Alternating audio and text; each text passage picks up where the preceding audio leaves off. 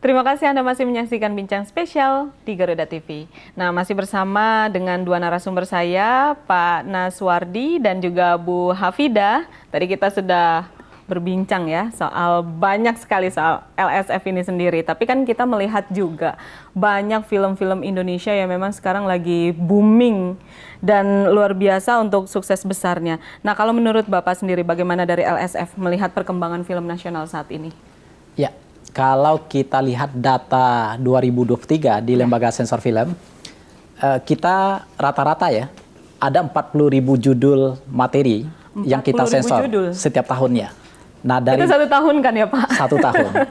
Nah, yang film layar lebar, yang untuk kepentingan bioskop ya, itu ada sekitar 3-4%. Ya.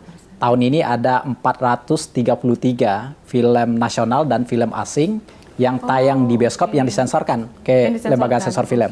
Nah, perbandingannya 204 untuk film nasional, 228 untuk film asing, film impor. Nah, kalau kita lihat data ini film nasional kita lagi menunjukkan tren yang positif gitu ya, dari sisi produksi, termasuk dari sisi penonton. Bagaimana misalnya KKN Desa Penari itu bisa 10 juta penonton. Kemudian yang lagi tayang ya, bukan untuk bermaksud mempromosikan, tetapi memang ini fakta ya. Ini fakta. Film Agak Lain misalnya. Agak Lain. Di hari ke-53 itu udah 9 juta ya. Iya betul. Ini menandakan bahwa film nasional kita lagi menunjukkan tren yang positif, tren yang bagus dari sisi produksi dan juga dari sisi penonton gitu ya. Nah, ini tentu harus kita rawat bagaimana ekosistemnya bisa berkembang dengan baik. Betul. Dan karya-karya film kita itu semakin hari semakin baik dan itu menjadi bahagian dari yang dinikmati oleh masyarakat kita sebagai penonton gitu. Akhirnya itu yang jadi mendulang sukses besar ya film Indonesia itu sendiri. Nah, kalau Ibu nih kayaknya udah banyak nonton film. Kayak filmnya udah banyak nih, udah hatam ya Bu ya. Tiap hari semuanya. Karena kerjanya tiap hari nonton. Nonton filmnya gitu. Nah, jadi banyak sekali film yang ditonton. Ya. Gitu. Memang film ini sudah semakin meningkat produksinya. Meningkat ya. Dari genre juga lebih bervariasi. Kemudian horor ya, sekarang yang lagi marah ini horor. Horor gitu. banyak Entah sekali. kenapa juga sebabnya ini horor menjadi banyak. Dan setelah pandemi itu KKN menjadi seperti yang kita tahu, film KKN di Desa Penari menjadi sangat tinggi sekali ya. Sangat tinggi. Hampir tidak dibendung ini penontonnya.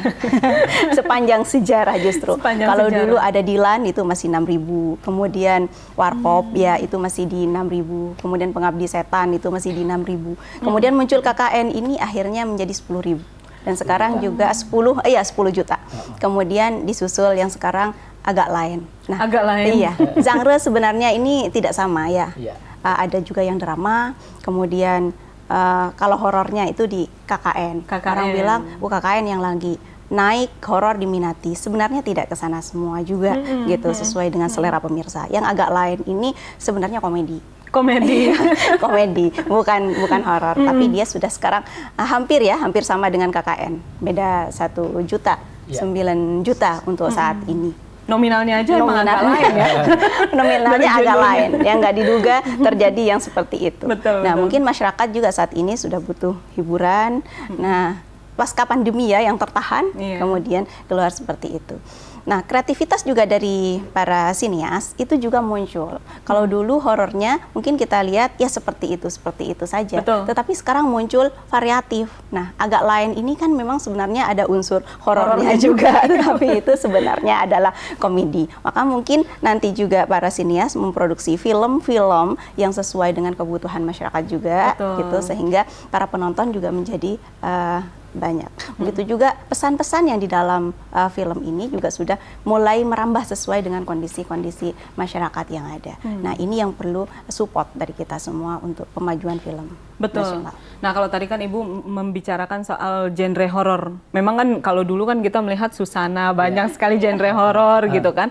Tapi kan kalau yang agak menarik ini untuk film Indonesia, genre horor ini tuh mengangkat lebih tema yang Islami. Nah, kalau menurut Bapak sendiri dan Ibu ini gimana? Jadi hasil penelitian kita 2023 itu kita riset di 4 kota besar di seluruh Indonesia, ada Jakarta, Surabaya, Makassar, dan Medan. Nah, top 3 genre film yang diminati oleh penonton Indonesia itu yang pertama itu horor. Itu menempati posisi pertama. Kemudian yang kedua komedi. Yang kedua komedi dan yang ketiga baru drama. Nah, yang lain keempat kelimanya baru yang lain seperti film religi, kemudian romantisme, action dan lain-lain. Nah, ini membuktikan bahwa horor memang menjadi bagian dari film yang diminati oleh masyarakat Indonesia. Kita dalami lagi, kenapa horor gitu pilihannya. Ternyata film horor itu lebih dekat dengan cerita-cerita yang memang itu dialami dan diterima oleh penonton Indonesia itu sejak dia kecil ya. Jadi di pengasuhan di dalam keluarga itu udah diceritakan oleh orang tua, orang-orang terdekat. Kalau ini tempat itu angker. Kalau ini maghrib itu ada setannya dan lain-lain kan banyak. Gitu. Jadi mitos-mitos itu berkembang ya. Itu berkembang. Jadi maka horor itu paling diminati. Betul. Nah, kemudian horor, genre horor itu berkembang. Ada metamorfosisnya. Salah satunya genre horor religi ya. Horor tapi diselipi dengan dikemas ada tema religi dengan gitu tema-tema ya. keagamaan. Ya. Dan itu bagian dari kreativitas dari sineas ya, kreativitas sutradara, kreativitas insan perfilman yang itu bagian dari yang dekat dengan budaya kita gitu. Dan itu kita lihat perkembangannya horor pun berkembang dengan baik di Indonesia dan peminatnya tinggi. Iya betul. Nah kalau Ibu sendiri gimana nih? Pecinta horor atau memang komedi Ibu? Kalau dilihat kayaknya lebih ke komedi ya. Saya sih nggak ada ya yang spesifik, tapi film yang bagus itulah yang saya suka dari dulu. Kalau horor ini saya sebenarnya tidak begitu suka dengan horor, tapi saya tidak takut dengan horor. Jadi dalam penyensoran ketika ketemu dengan film horor saya tidak pernah takut sehoror apapun. Karena udah sering nonton gitu. Karena udah sering nonton juga kali ya. Nah, kenapa ini selalu dikaitkan dengan agama akhir-akhir ini? Memang sineas juga melihat segmen penontonnya. Ini biasanya kan anak-anak pesantren. Yang menonton film-film horor ini yang kaitannya dengan agama.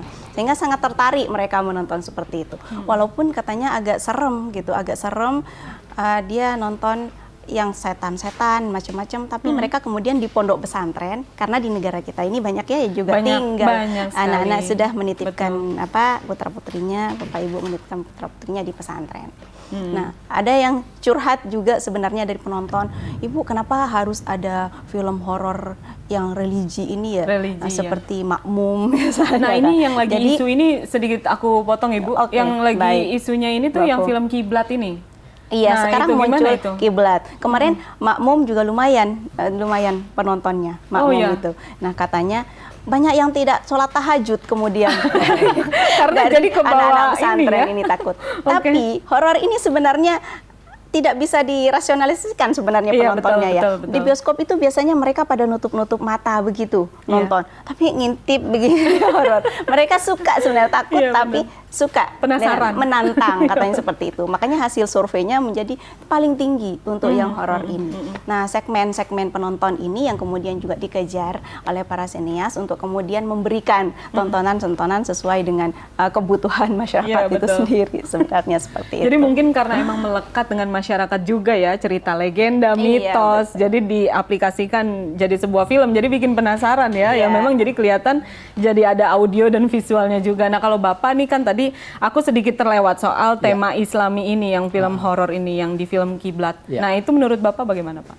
Nah karena banyak juga ya pertanyaan yang sama diberikan kepada LSF baik melalui media sosial maupun yang langsung ke kita betul. Berkaitan dengan film Kiblat ini, kami dari Lembaga Sensor Film tentu sangat membuka diri mendengar masukan dari masyarakat gitu ya.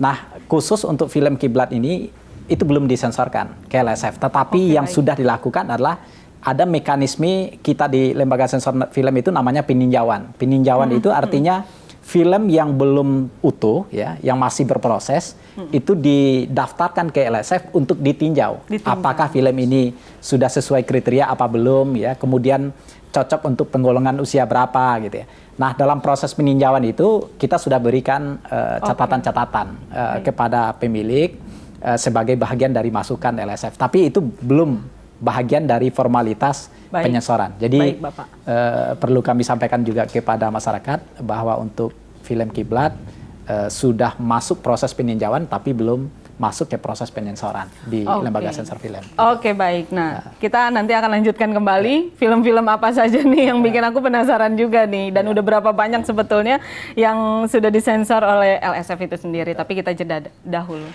Pemirsa, kita akan lanjutkan kembali. Untuk itu tetaplah bersama kami di Bincang Spesial.